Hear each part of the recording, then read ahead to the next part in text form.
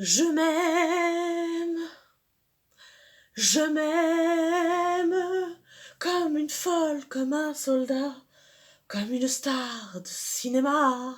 Oh, cette semaine, cœur, cœur, love, amour de soi, m'a fait du bien. J'espère surtout qu'elle vous a fait du bien à vous.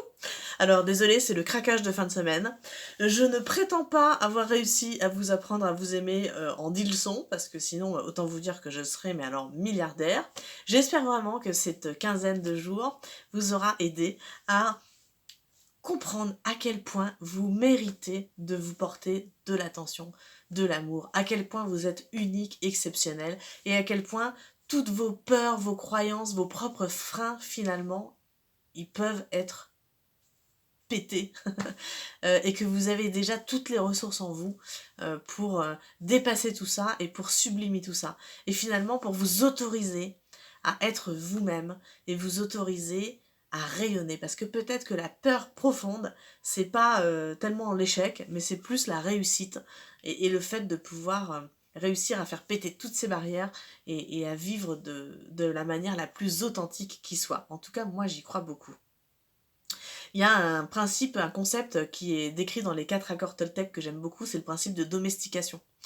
C'est un mot qui est un peu fort pour dire que finalement, quand on arrive sur Terre, ben, dès lors qu'on a poussé notre premier cri, on a déjà le sac à dos chargé d'empreintes intra-utérines, d'inconscient familial, collectif. Et alors, plus on va grandir dans la vie, plus on va avoir cette éducation, plus on va continuer à nous plaquer des croyances familiales, des héritages, des croyances éducatives, tout ce que papa, maman vont nous transférer.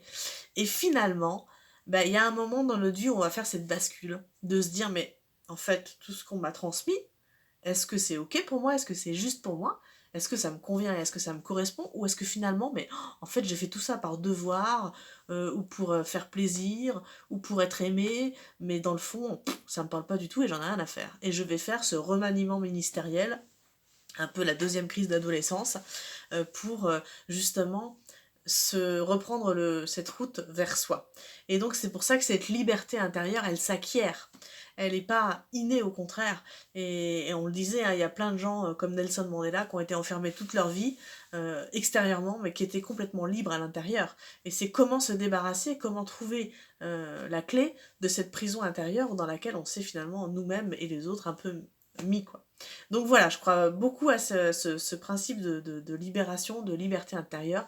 Et surtout, moi j'ai vraiment envie de vous dire, de vous faire partager que quand on a, quand on s'autorise, quand on se permet, quand on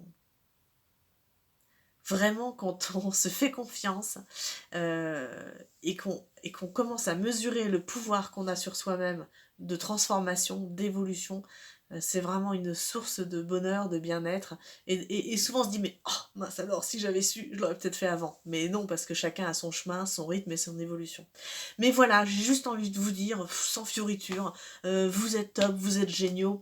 Euh, Faites de plus en plus taire ce pire ennemi qui vous empêche d'avancer et passez la parole à celle ou celui qui y croit à fond, qui a envie d'y croire, qui est conscient de son potentiel. Oui, ça se travaille, oui, on peut se faire accompagner, mais c'est un chemin qui est tellement génial et tellement qui nourrit tellement et qui surtout ouvre un champ de possibles. Car quand vous avez pris conscience de tout ça, finalement, vous vous dites que tout est possible.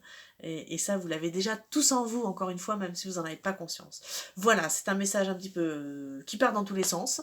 Mais voilà, c'est pas grave. C'était le petit mot de la fin que je voulais clôturer cette quinzaine. Je ne sais pas encore si je pourrais poursuivre les vidéos plus tard. Mais voilà, j'essaierai quand même de maintenir peut-être une vidéo par semaine en fonction de ce que je pourrais faire. En tout cas, je vous remercie vraiment pour votre soutien, vos commentaires, vos retours. Ça a été aussi pour moi une sortie de zone de confort. Je me suis autorisée à faire de la vidéo, une vidéo qui me ressemble, je pense, c'est-à-dire sérieuse sans être sur des sujets sérieux mais sans se prendre au sérieux. Et j'espère vraiment que ça vous aura apporté des pistes de réflexion et c'est des choses que vous pourrez revoir et qui vous auront aidé dans cette période. En tout cas, merci beaucoup et je vous dis à très bientôt. Bye.